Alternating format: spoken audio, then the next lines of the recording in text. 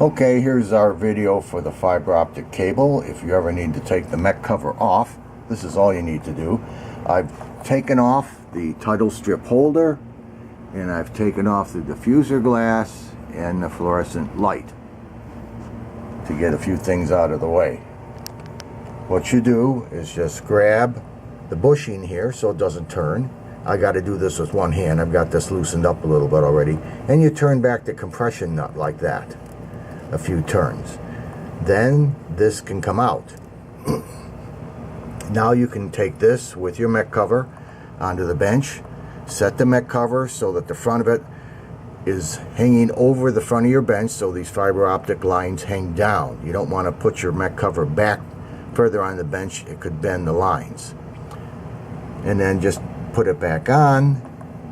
You're going to just put this right back in to your compression nut, keep it from turning, and then you'll just turn this a few turns.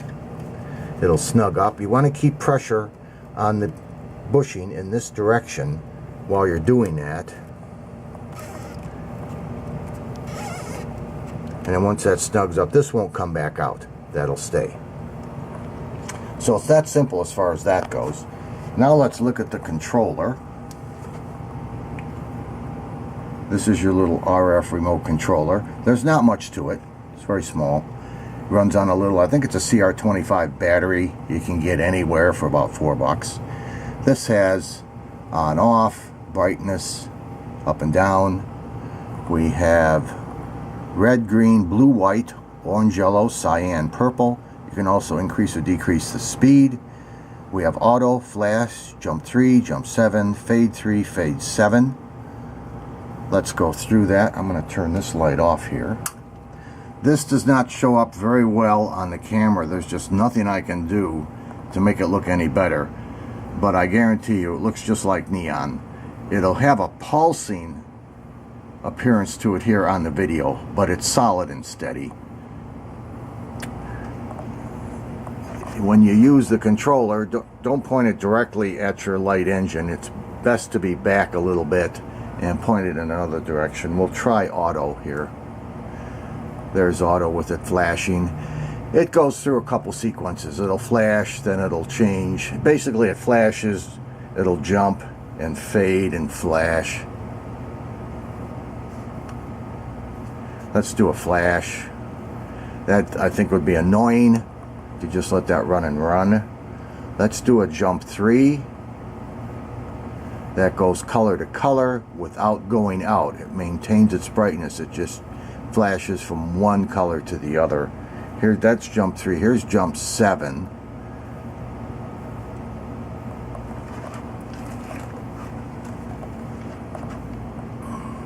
That's purple, if you can believe it on the camera. I can't even hardly see it on the camera. That's red, green, blue, yellow, turquoise or cyan. There's your purple. I think that looks the best, that or turquoise. So those were the jumps. Here's a fade. That maintains its brightness. It just goes from one color to the other. That was fade 3. Let's try fade 7. I think the difference between 3 and 7 is 1 holds the color longer. I think 3 moves faster, 7 moves slower. But that keeps the color as it goes from one color to the other. Keeps the brightness. There's red. That doesn't show up too bad. There's your purple. Again, it keeps the brightness. It just fades from one color to the other. So this is your jump. This goes out in between colors. Almost kind of like the machine's breathing, if you will. But I think there's purple again. I think the fade works best where the color stays on longer and then it slowly changes to another color without going out. This is the 25-watt light engine that runs the whole thing. I think the next machine I'm going to do is going to be a lot bigger light engine, and I'm going to do all the side glass and the mech cover, possibly the skirt around the machine on that. So that's all there is to it. It's very simple.